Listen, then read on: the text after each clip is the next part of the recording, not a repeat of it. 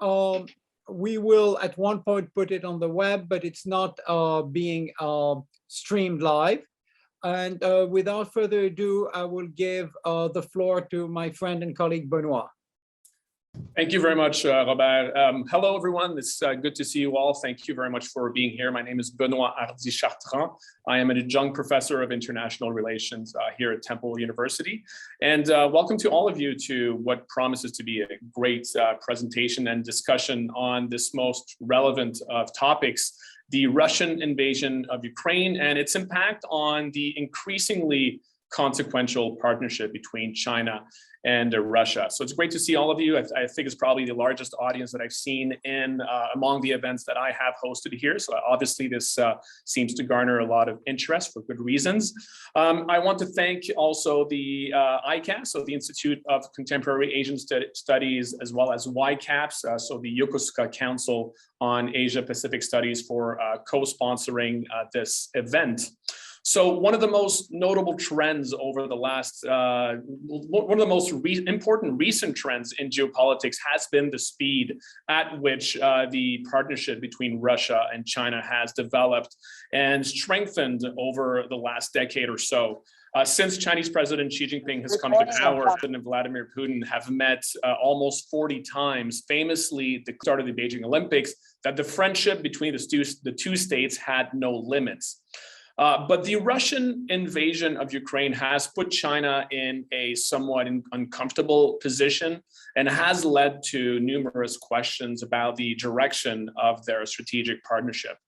So to discuss the impact of the Russian invasion on the relationship between China and Russia, I'm delighted to introduce to you our distinguished speaker today. So we're very lucky to have Dr. Marcin Kaczmarski, who is a lecturer at Security Studies at the School of Social and Political Sciences at the University of Glasgow.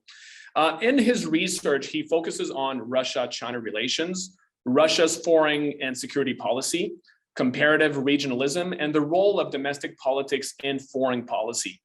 He is the author of, he has published several articles in leading academics journals, including International Affairs, International Politics, and Europe-Asia Studies. He is the author of Russia-China Relations in the Post-Crisis International Order, which was published at Routledge in 2015. He was a visiting scholar at Chengchi University in Taiwan, the Slavic Eurasian Center in Japan, the Alexandria Institute in Finland, the Kennan Institute in Washington, D.C., and the Shanghai International Studies University in China. Prior to joining the University of Glasgow, he combined research and teaching at the University of Warsaw with policy-oriented analysis for the Finnish Institute of International Affairs in Helsinki and the Center for Eastern Studies in Warsaw. So he will start with a short presentation, which will be followed by a Q&A session. Please use the chat function to write your question, and I will call on you to ask your question directly to our speakers. So thank you very much once again. And Marcin, please go ahead. The floor is yours.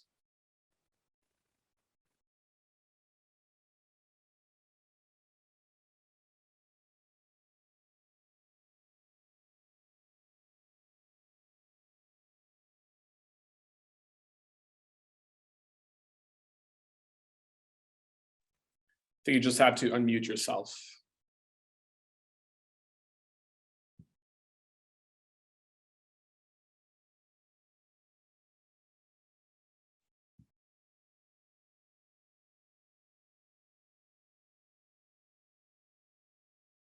Okay, please bear with us a few moments. It seems like there is. No, all right. Yeah, it's okay. Thank you, Benoit. Thank you. Thank you, everyone, for being here. Thank you for the invitation to speak about this topic. So I will go directly to the issue of the impact of Sino-Russian of the war against Ukraine on Sino-Russian relations, and there are some aspects of the relationship that we need to discuss further. We can always return to them in the Q&A session. But starting with the first element of this war. So Russia's failure to achieve a quick and decisive victory, because I think that this is what will ultimately shape the relationship most. I would assume not being able to support it with any evidence because of the lack of access to sources. But I would argue that both Moscow and Beijing have hoped for Russia's quick and decisive victory. And we can speculate whether China's leader Xi Jinping was told by Vladimir Putin about the upcoming international military action or not. But once the war started, I would assume that the Chinese leadership's expectations was that Russia manages to achieve its aims relatively quickly. And it would be, one of the reasons would be the lesson from previous Russia's military engagement, the annexation of Crimea in 2014 and the intervention in Syria in 2015. And the fact that Russia firstly failed to achieve this victory, and secondly, that it faced the growing pressure from the West, that it faced sanctions imposed by the US, the European Union, the UK, Japan, and South Korea. This unity, so Russia's failure and the Western unity mean that this war will not reverse the growing power asymmetry between Moscow and Beijing. So it will, on the one hand, Russia's failure. On the other hand, Western sanctions will only aggravate the asymmetry, and they will make Russia genuinely reliant on China. If we compare Russia's war against Ukraine to Russia's previous military interventions, they helped Russia to balance this asymmetry in its relationship with China, at least to some extent. Russia cannot cope cannot respond to China's primacy in economic dimension. It cannot match China's military budget, but Russia's use of force in 2014 and 2015 helped Moscow to balance this asymmetry, at least partially. The fact that the war against Ukraine turned out to be so unsuccessful so far for Moscow means that the Chinese leadership will no longer be impressed by what it perceived as Russia's successful military modernization and Russia's experience in using military force for political aims. So I think this is the first implication of this war for Sino-Russian relations, that the asymmetry between those two states is going to be growing even faster than we have observed for the last decade at least. Secondly, I would argue that the war reinforced the political dimension of the Sino-Russian relationship. Although Beijing pretends to keep this neutral position, in fact, politically, it does support Russia. The Chinese media repeat Russian narratives.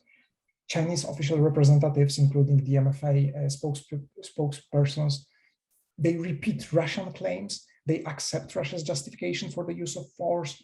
They support Russia in accusing NATO and the US of provoking the crisis. They go as far as to spread Russia's conspiracy theories related, for instance, to the existence of biological laboratories in Ukraine. So from this perspective, I would emphasize that politically, China has been helping Russia and supported Russia, and we can expect this political dimension, at least in the short-term perspective, to be strengthened. For sure, China also benefits strategically from the fact of the US attention being drawn away from the Asia Pacific, at least once again, in the short-term perspective. The price that China has to pay for its attitudes and its approach to Russian war so far is the certain how to put it, discomfort in relations with the European Union and with the US and the European states arguing that China has been complicit by not condemning Russia and by condoning its actions. But at this stage, I would argue that this is still a relatively low cost for China to offer this political support to Russia. At the same time, and here I would like to look at two biggest problems or challenges for China in my opinion. So one for China, one for Russia-China relations. The biggest question mark at this stage, when we know that, or when we can assume that war is going to take some time, and the future of a ceasefire, not to mention peace settlement, remains very, very uncertain. The biggest question mark that China faces is whether and to what extent support Russia economically. And I would like to emphasize that it's, in my opinion, the most important element concerns economic assistance. I realize that we have heard the news that Russia asked China for military assistance, but I am not sure if this is the most important component. I would pay much more attention to what China is going to do in economic terms, and what is the logic for. So firstly, perhaps, what are the expectations of Russia? This is something where we are left completely in the dark, because firstly, when we look at the Russian discourse, at the Russian expert discourse, it has almost completely disappeared, starting from the beginning of the war. And those voices that we can read or that we can listen to, they do not speculate that much about what are Russia's expectations. When we look at 2014, the annexation of Crimea, at that time, the Russian elite hoped for massive economic assistance from China. This was not the case. It took the Russian elite around 2 years to accept that China's assistance will be very limited and very targeted. So I would argue that beginning or starting this war, the Russian leadership did not count on massive economic assistance. But at the same time, we can assume, I think we can safely assume, that the Russian leadership did not take into consideration the possibility of such widespread sanctions and the unity of the West that we are seeing here. So as I understand the Beijing's dilemmas at this stage, it's firstly, on the one hand, the temptation to capitalize on Russia's weakness. If we look at, for instance, at the energy sphere, there are still, despite substantial cooperation, there are still areas which are a no-go areas for Chinese companies. Chinese companies after 2014 were promised, for instance, shares in Russia's biggest oil and gas fields. This has not been implemented. China attempted to purchase shares in Russia's most important oil company, state-owned company, Rosneft. This transaction was cancelled mostly due to domestic political turbulence in China. The sanctions pressure now opens this opportunity for China. The Russian companies will need investment, they will need technologies, they will need money, they will probably need loans. This opens up a possibility for China to benefit from by, for instance, purchasing shares in such companies as Rosneft, which would be the first one, given that the BP company is withdrawing from Rosneft, but it's also potentially Gazprom. So there is, I would argue that there is strong temptation on the part of China to capitalize on Russia's weakness and strengthen China's presence in Russia's, for instance, energy sector. It can also be the temptation to gain additional military technologies from Russia, which Russia was unwilling to sell. A couple of years ago, there was still talk about strategic bombers and nuclear submarines that China allegedly wanted to purchase from Russia. Russia at the time didn't want to proceed with those sales. So this is one temptation on the part of Beijing. The second temptation on the part of Beijing is to support Russia in order to gain political support in return. And in this case, I would see the most plausible or the most precious element for China in terms of potential change in Russia's policy towards India and towards Vietnam. Because just as Russia's room for maneuver in Asia has been diminishing for the last couple of years, and I think relations with Japan are an excellent example of Russia becoming more and more dependent on China and facing difficulties in diversifying its presence in Asia. But still, Moscow attempted to keep close relations with India, military, technological, and political cooperation. It has maintained energy and military cooperation with Vietnam. These are areas when I would see the possibility of Beijing to offer support for Russia in return for certain concessions of Moscow. But at the same time, the potential benefits for China need to be balanced with potential losses which an open and explicit support for Russia could generate.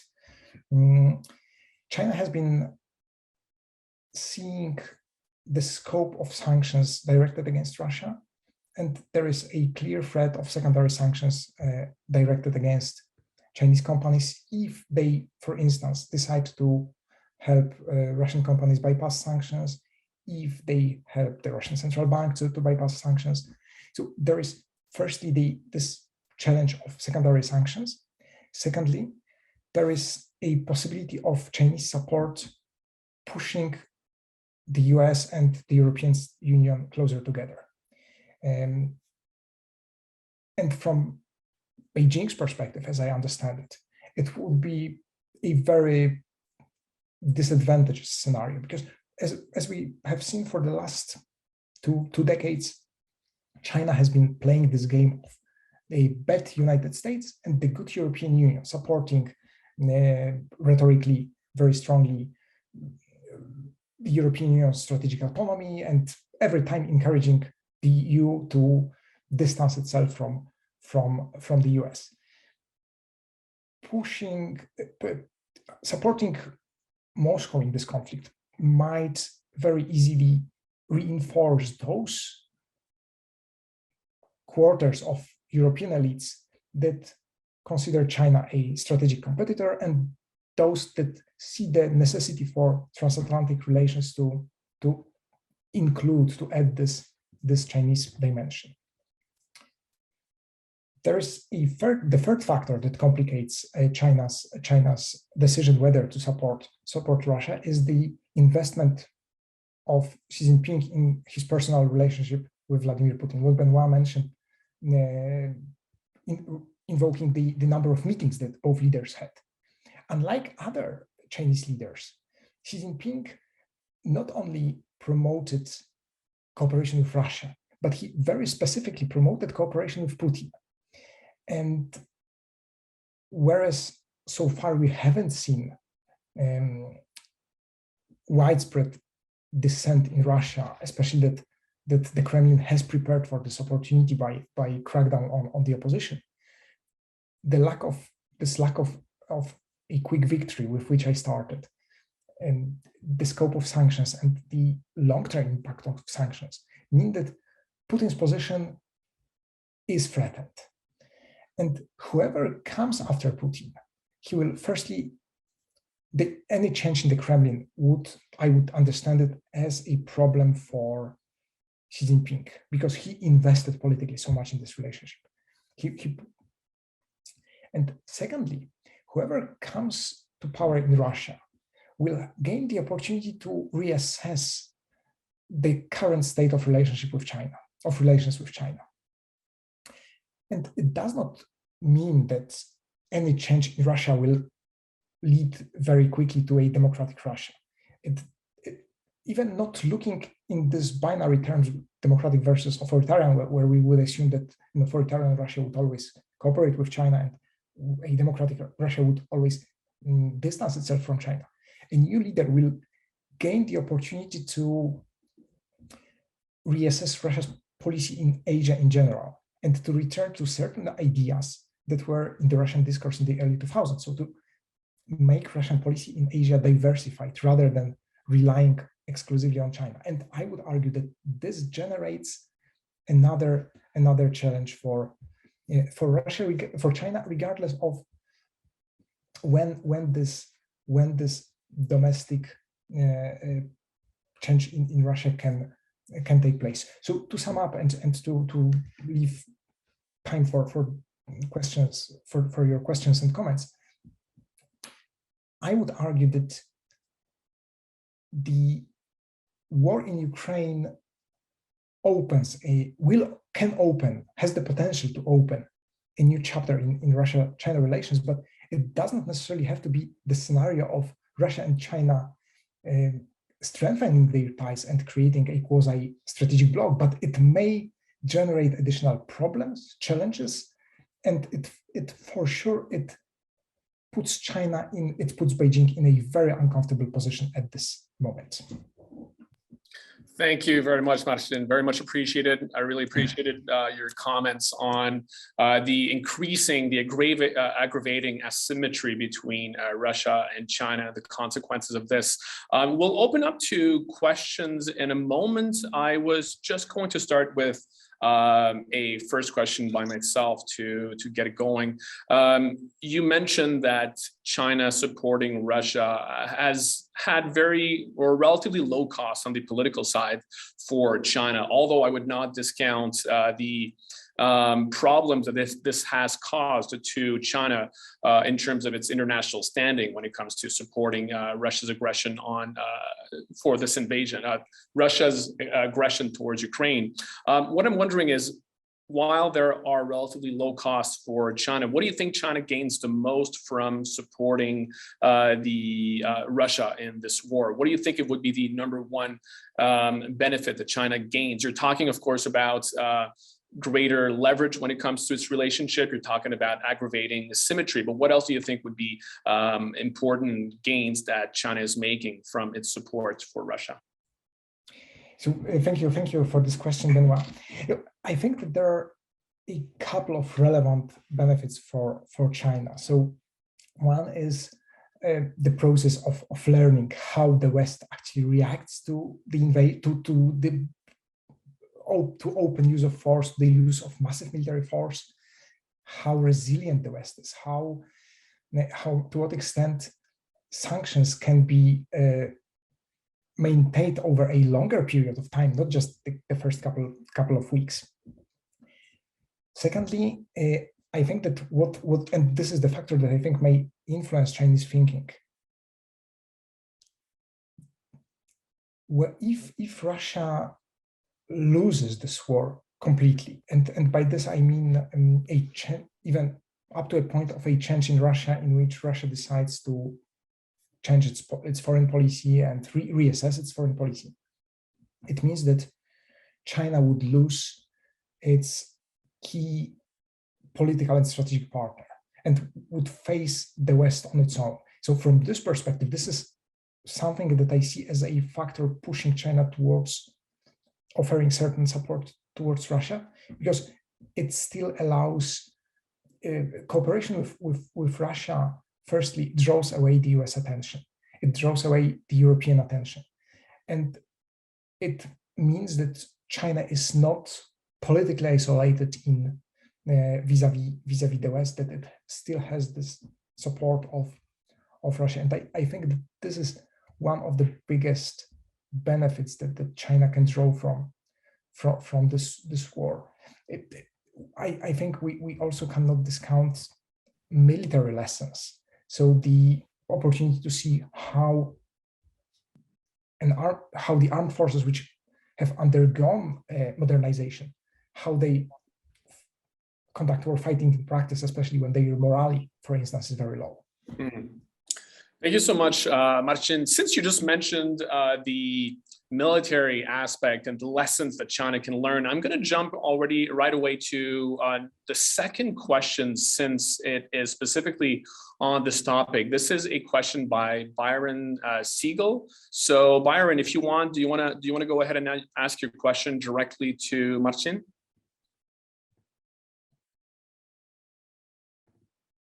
Otherwise, I'll just ask it myself. That's not a problem. But Byron asks, isn't the #1 lesson learned by China from the Russian invasion of Ukraine is that it must achieve a very quick victory if it invades Taiwan before the West has any time to coalesce on a policy of deterrence? In other words, bringing overwhelming force in the first day or two before the US and Japan could bring forces into the battlefield. So do you think that could be an important lesson for China? So it's certainly a very important question about how China translates those lessons from Ukraine to the case of Taiwan. But my hunch, and it's my educated guess, would be that China will draw an opposite conclusion from this war, that the use of force is much more risky than previously assumed. And Taiwan, as far as I understand the Taiwan military defense posture, Taiwan is not Ukraine. It's much better technologically equipped. And the fact that even Ukraine, with its relatively low economic posture and with having an ongoing war in southeastern parts, has managed to resist Russia so efficiently, and that Russia failed, for instance, to destroy the Ukrainian aircraft in the first day of war. I think it suggests that it's much more risky to use force than previously assumed when China looked, for instance, at Russia's intervention in Syria. Thank you very much, Marcin. I very much agree with you on this point. I'm going to go to the first question in the chat by David Wagner about the US dollar. David, do you want to ask your question directly to Marcin? Yeah, thank you very much. So my question is economic in the sense that the US dollar has clearly been weaponized in this conflict in a way that we haven't seen in the post-war period. And I'm wondering if you think China, Russia, and the petrodollar states, Saudi Arabia, for example, and the other OPEC nations will try to de-link as much as possible from the US dollar so that this can't happen to them in the future. What's your thought on that? Thank you, David, for this question. I think we should discuss Russia and China separately. I will not comment much on petrostates because I'm really not an expert in this area. I think in the case of Russia, this is what Russia would like to do. Russia has been trying to prepare for such a scenario. But as we can see, these preparations were not that successful. And the main difference between Russia and China is that China has the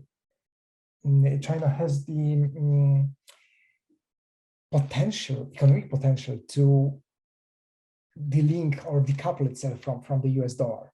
Russia just needs to join China in this undertaking. It cannot do it on its own. And when it comes to China, I think it is another big question that faces the Chinese leadership. Whether China should continue this policy of decoupling and building its own almost financial economic system around yuan, or whether it should somehow try to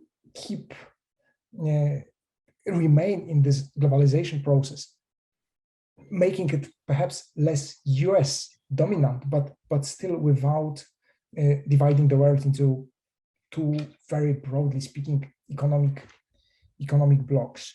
So I think when it comes to Sino-Russian relations, I would argue that this is yet another element on which we will see this growing asymmetry. So that Russia will have to rely on yuan, that Russia will have to agree to certain transactions being conducted in yuan, and China dictating the terms of economic cooperation much more than it used to do before the war. Mm. Great, thank you, Marcin. Next question is from Ron McFarland, who is comparing China-Russia relation to North Korea and China. Ron, do you want to ask your question directly? Yeah, sure. Can you hear me all right? Yeah. Basically, my question, or I should say my theory, I suppose, listening to your presentation, do you think China is going to be moving similar with Russia to its relationship with North Korea, of which they support him behind the scenes across their border on a lot of things, but they don't support him so much that it creates some kind of friction between the West and China. Can you compare that relationship, the North Korea-China relationship, with the China and Russia relationship? Thank you, Ron. I think it's a very, very interesting theory, and in general, I would I would agree with such a possibility.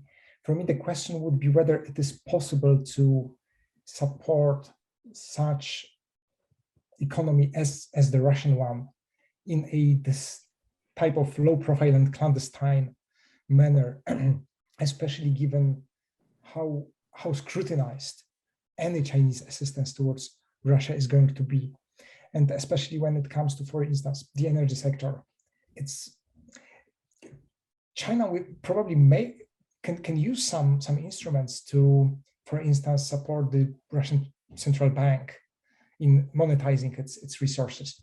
But I don't think it can hide if it decides to support, for instance, Russia's Rosneft.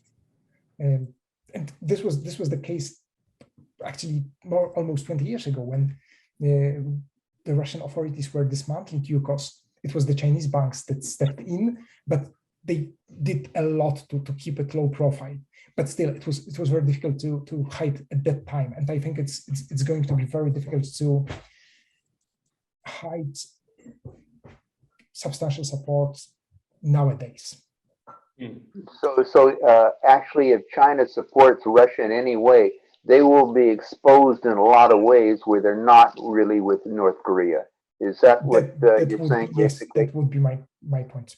Yes. Great, thank you very much. Yeah, thank you to the both of you. The next question is from Paul N. I wonder if that's my colleague Paul Nadeau, who asks a broader strategic questions about the need for Russia, the need for China, that Russia is at least moderately successful in this war. Paul, do you want to go ahead and ask your question?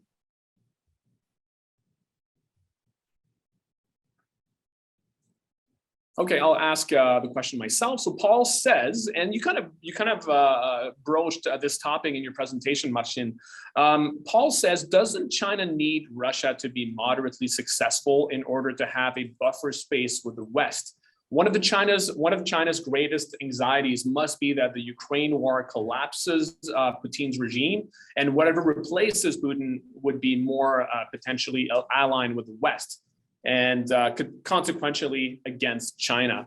So should we not expect China to ultimately provide Russia whatever it supports in order to obtain a Pyrrhic victory, whether it is covert or not? So it goes a little further than this, but broadly, this is the contours of this question. So what do you think about that? Can you basically expand on what you said in your presentation? Yes, that's another excellent point. I would return to start with the Chinese dilemmas. One more question that I think we need to answer is, what is the expectations of the Chinese leadership when it comes to its current rivalry with the US? Because if the Chinese leadership assumes that this rivalry is not going to go away, support for Russia makes much more sense. And it is this necessity about which Paul was talking, that China does not want to be left alone with the West. If there is a different understanding, which I'm not sure about, that there can be a strategic pause in this rivalry, or that China can gain certain benefits from at least not supporting Russia, this might push China towards towards being more cautious and not helping Russia in any substantial way. But I think what can be the thinking in Beijing is that China, for not supporting Russia, China will just be pat on the back and told that it was a good thing to do and will not receive any specific benefits. And I would argue that this can push China to help Russia. I agree with another point raised here, that China is for sure not interested, and Xi Jinping is not interested in the collapse of Putin's Russia.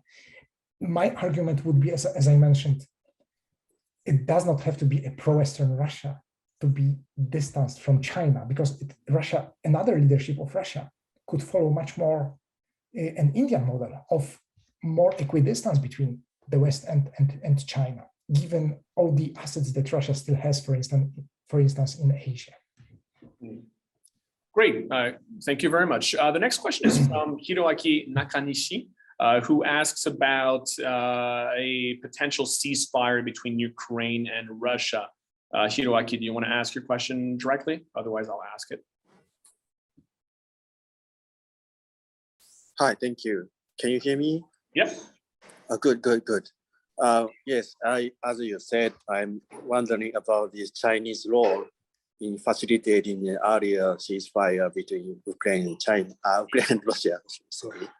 So actually, I'm proposing this forming the Great Ukrainian Union is the best solution for in this war.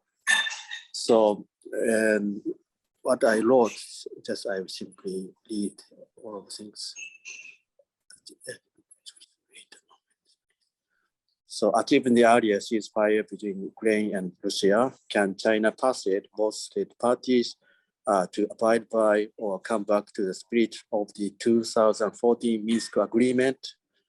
So in this scenario, what kind of logic which could convince Russia, Ukraine, and also satisfy Western countries and benefit for China can be expected to do so? For instance, can China utilize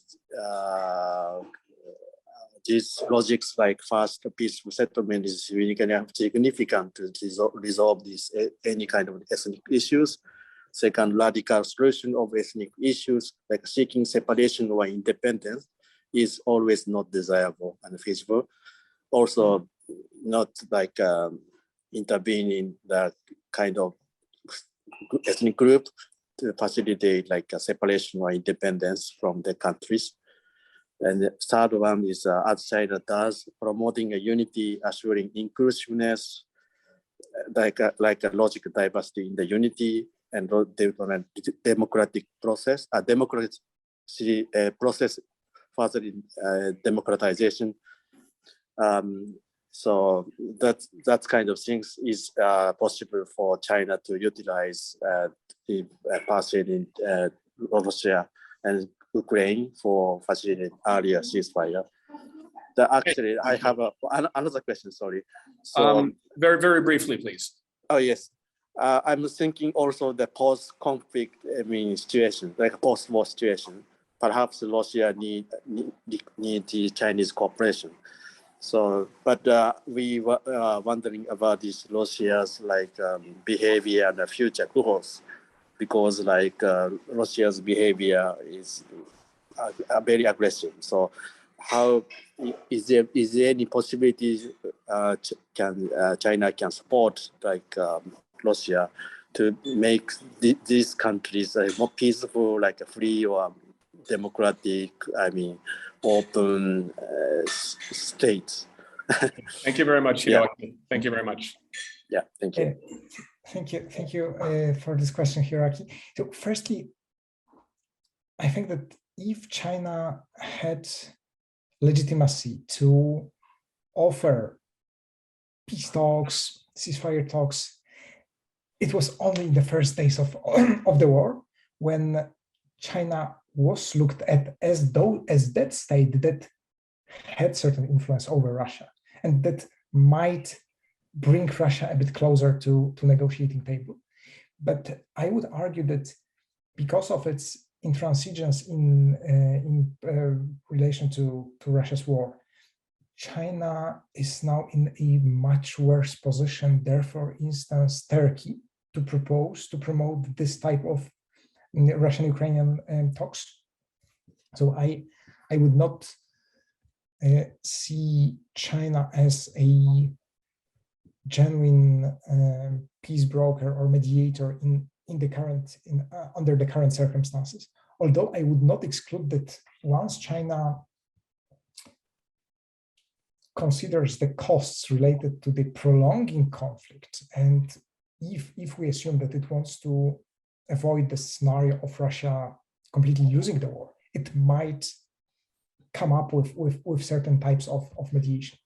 What I think is a problem that China does not have that much experience. The only example when China attempted to negotiate in a conflict was the South Sudan, which was very specific, and China had a lot of stake there, but it was probably easier one. So I think the lack of China's experience in not only in conflict mediation, but also in post-conflict reconstruction means that it's going to be a difficult role for China to play. And to very briefly address the second question, I don't think China would be willing to go as far as to engage in any transformation of Russia, because one of the successes of China so far has been Beijing's ability to demonstrate very, very clearly that it, under no circumstances, it engages in Russian domestic politics. And I think this is something which strengthens those in Russia, those groups in Russia that do not see China as a threat. China's changing of this policy would mean that a number of fears about China that are still somewhere there, somewhere hidden within the Russian elite, that they would just come to the surface, and that it would ultimately be very much disadvantageous for China if it decided to engage anyhow with Russian domestic politics or economy. So the only way of this type of engagement would be, for me, China just dictating much more beneficial for itself terms of trade with Russian companies, but not going further than that. Great, thank you very much, Marcin. I will try to go a little bit faster since we do not have that much time left.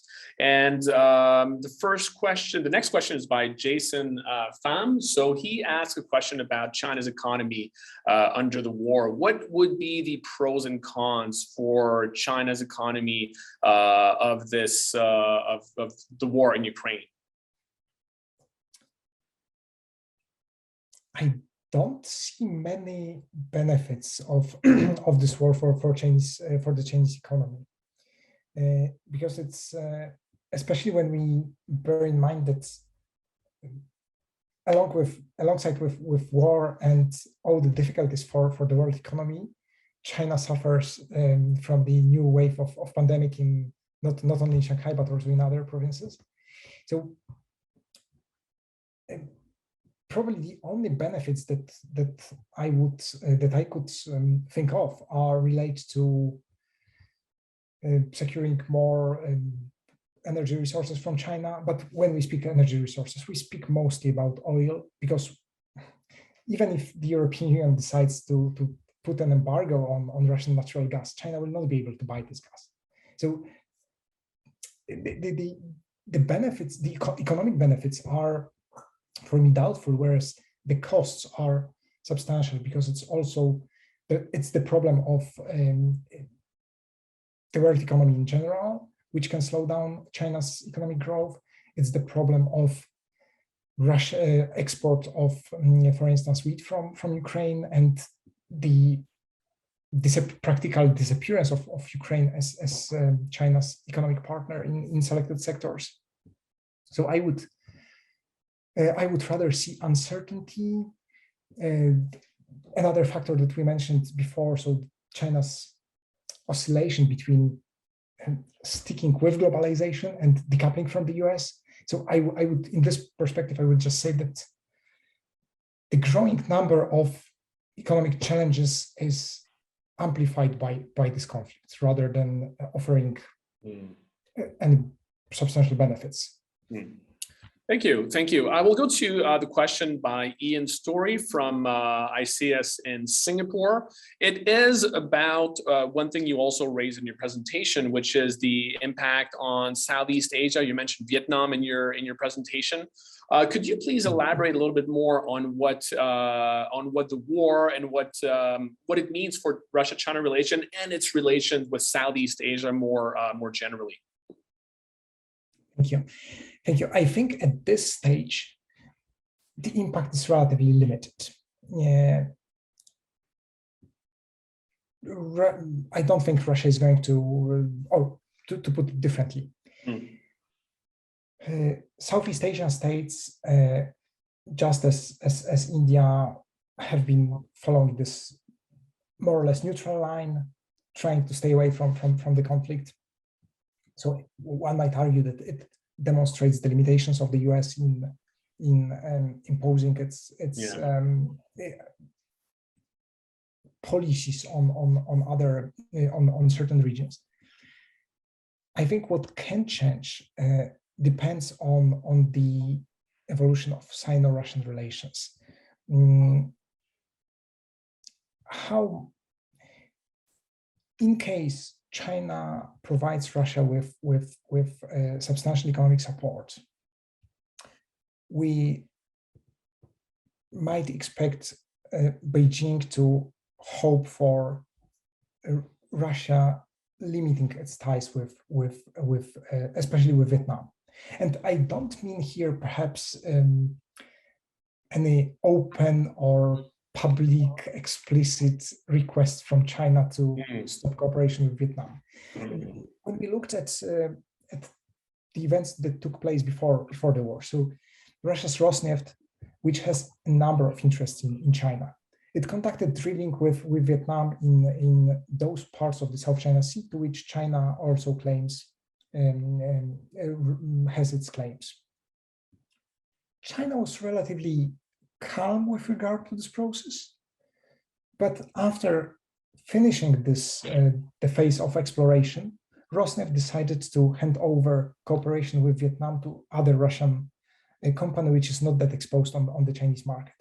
For me, it says that Russia already sees the risks related to cooperation with Vietnam and how it may change this delicate balance with China. So if Russia is in a much weaker position, it will, I would argue, it would have to reconsider the scope of its energy cooperation with Vietnam, the scope of its political support, and finally, and most importantly, the scope of its military support for Vietnam. When it comes to other states or the region in general, I am afraid that Russia has been paying very little attention to the region as a whole for more than a decade. Being part of the East Asia Summit, Russian presidents never went there. So for me, the consequence of the war would be Russia becoming even less relevant in this region, both because of domestic difficulties, but also because of Chinese pressure. Thank you. Great. I see some people have asked a second question. I will first go to those who haven't had a chance to ask a question. There's one question first by H. Kawamura, who asked an interesting question about human rights lessons. What are the human rights lessons for China, if any, regarding what's happening in Ukraine? So referring, for example, to the massacre in Bucha that has emerged over the last few days, and as well as other parts of Ukraine since the beginning of the invasion, because of course, currently China faces its own global condemnation about human rights abuses, primarily because of what is happening in Xinjiang, but also to a lesser extent in Tibet, Hong Kong as well. So both countries basically finding themselves in the crosshairs of the international human rights community, if you will. That is another very, very good question. to put it very bluntly, I think that unfortunately it may just feel make China feel better, because now China can always point to Russia, or even not explicitly once again, but China can be in a sense satisfied that all the world's attention, or the bulk of the attention now is turning towards Russia, and that it can provide a kind of cover for China's activities, but perhaps it will also depend on the reaction of, or on further reaction of the West to, especially to the Bucha massacre. Is it going to be followed by another round of sanctions? Will those sanctions be explicitly linked to what Russia did in Bucha? Will there be Western pressure to explain and make sure that we know as much as possible about how it happened and who is responsible for this? So I think the Chinese response, or the lessons that China can draw, will depend on what follows. But in the short term, I would say that China is just getting away with its own, it may get away with its own violations because of what Russia has been doing. Great, thank you. There are a lot of very interesting questions remaining. Hopefully we will be able to get to as many of them as possible. I just want to go back to one quick question here from Hugues Canuel from the Canadian Embassy. And this is back to the topic of military lessons learned in the war.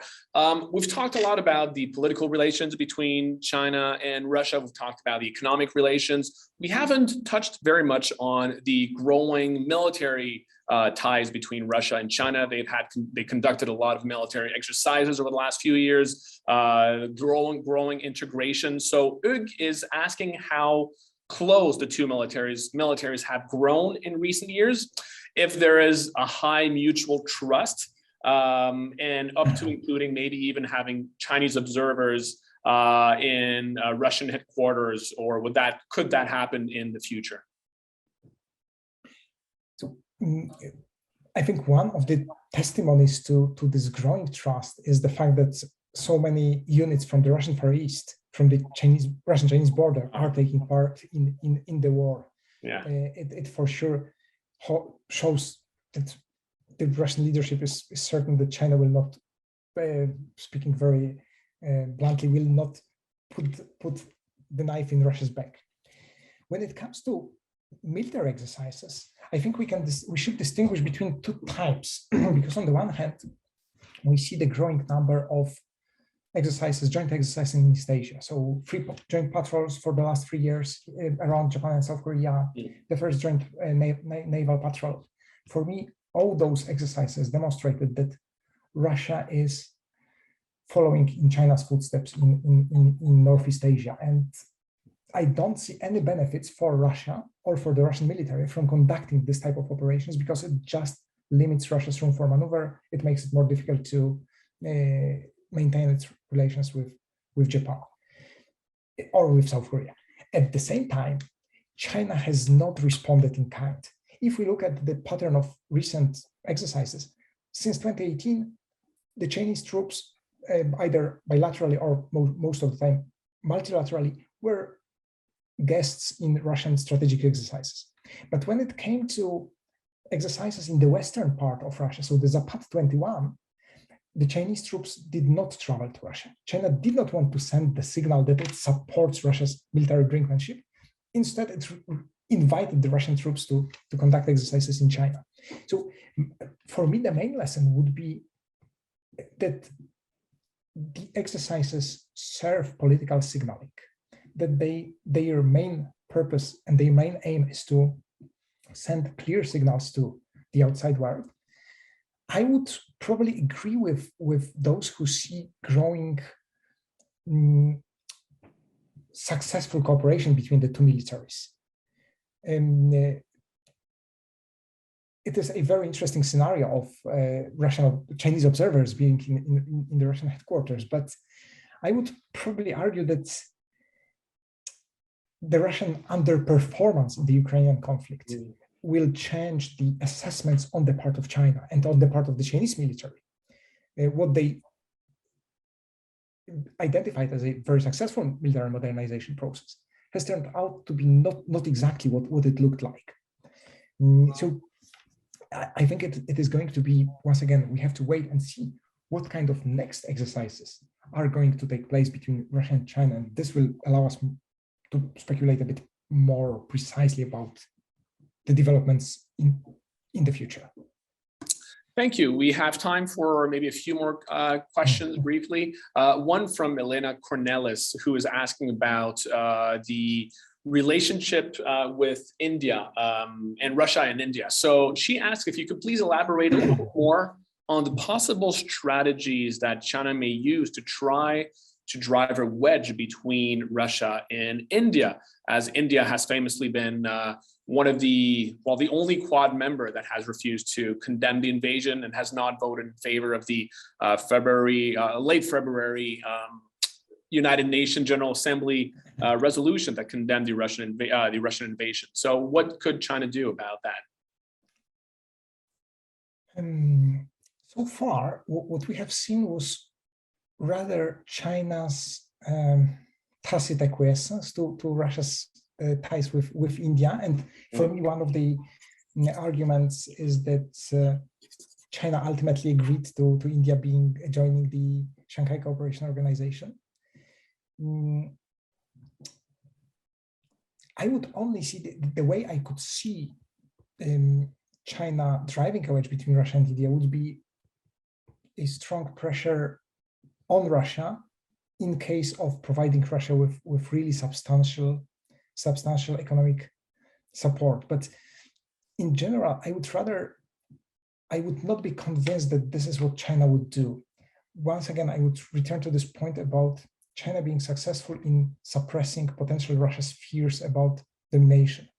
And so far, China has demonstrated, one might say, enormous strategic patience with regard to Russia, and attempted to avoid pressuring Russia too much. And with all Sino-Indian disputes and quarrels, I think that what China may appreciate is that Russia is doing a lot to keep India on its side and away from the US. So in this sense, it makes sense. It is also beneficial for China that India keeps this line between the US and Russia and China. And so to address this question, I would sum up that I would not expect China to be very blunt about and explicit about undermining Russian-Indian relations. Perhaps just one more comment. Once again, the military sales, arms sales. This is this area which can tell us whether China would push Russia to limit those contacts. If we see some decrease in Russian-Indian arms trade. Thank you very much, Marcin. I'm very mindful of your time here. I know we scheduled only 1 hour. Do you have a couple more minutes that I can ask you? We still have 5 to 7 more minutes. Okay, sounds good. Thank you so much. So the question I have, the next one is from actually one of my own students, Seth Allen, who is asking if we could expect a similar response from the West on China if it ever carried out any kind of military action, perhaps on Taiwan, for example. He doesn't mention Taiwan, but I am. And I suppose we could expect a similar Russian support for China in such a case. So it goes back to basically the lessons that China is drawing from this conflict. Could we expect a similarly effective and united Western response? This is speculative, of course, but which we as academics do not like to do, but please wear your speculation hat now.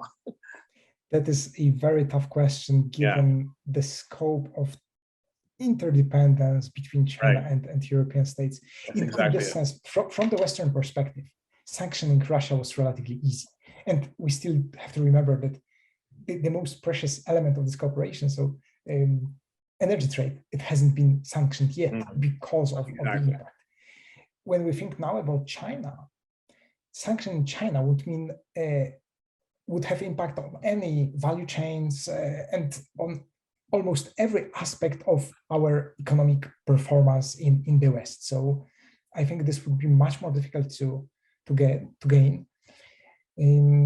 I would argue that the resistance in Europe would be much greater than what we have seen towards Russia.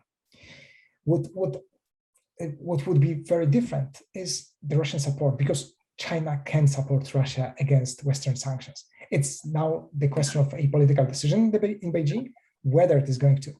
Russia cannot do anything about it. Russia will not be able to support China. It can provide more resources, but China has diversified resource imports, and they are not from the West.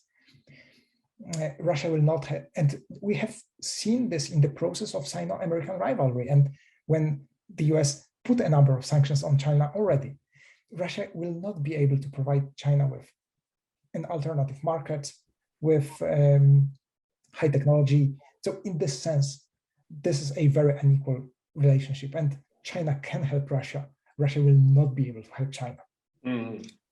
Great, thank you very much. And I will ask one final question. I'm sorry to all of you who have not had a chance to ask your question, but this is once again looking towards the future. This is a question by Brainard Bunyawan. It is about whether or not the current trend in Sino-Russian relations can transcend the regimes of Xi Jinping and Vladimir Putin, regardless of the outcome of the ongoing conflict. Do you imagine the current nature of the relationship persisting in the coming future? It's a very interesting question, and I think it's much more relevant to the Russian side of the equation than the Chinese. I think that the Chinese system is much more resilient. I think there is a number of factors which will matter for any other political system or political regime in Russia that will need to be taken into consideration. Firstly, the border with China, the fact that any instability in relations with China puts a direct risk to Russia. Secondly, China has been successful in linking Russia's energy sector with its own industry. Even if we remember that the natural gas cooperation is the least developed in relations between Russia and China, it has been growing. And when Russia will face, regardless of domestic changes, Russia will face difficulties related to climate change policies in Europe. Russia will need to move more towards the east when it comes to its energy exports. So even if the new regime comes to power in Russia, it will inherit the infrastructure, the pipeline infrastructure. It will inherit close ties between Russian companies and Chinese companies. I think a lot will depend on what kind of version of state capitalism, or what kind of version of capitalism would replace the current state capitalism or patron-client networks in Russia today. Because there is a number of Russian companies which benefit, even if Russia as a state does not benefit from deals with China, those companies do benefit. But when we see another transformation in the Russian political economy, there may be much less willingness to conduct business with China in using old ways. So, judging by, once again speculating, but judging by what Russia started with in the early 2000s, so its ideas to diversify its policy in Asia, what I would expect is not a drastic turn away from China, but rather yet another attempt to diversify its presence in Asia. So reaching to other states, like starting with Japan and South Korea, to Southeast Asia, and once again, reinforcing cooperation with India. The question would be, how deeply will China manage to tie Russia to itself so as to limit any leadership's room for maneuver in the future in Russia. Thank you very much, Marcin. So thank you very much to everyone. We are unfortunately out of time, but I want to thank you very sincerely, Marcin, for your talk today. It was extremely insightful and informative. I think the number of people we had today and the large number of questions as well is a testament to the importance of this topic. So thank you very much for providing your insights on these. Hopefully we can do something like this again. So thank you everyone for attending in such large numbers, and we hope to see you at the next ICAS event. So thank you again to ICAS and YCAPS for co-sponsoring this event. So thank you and have a great day, everyone. Thank you once again for the invitation, and thank you for all fantastic questions. This is a real food for thought for the next couple of weeks for me. So thank you very much. Absolutely. Thank you. Wow.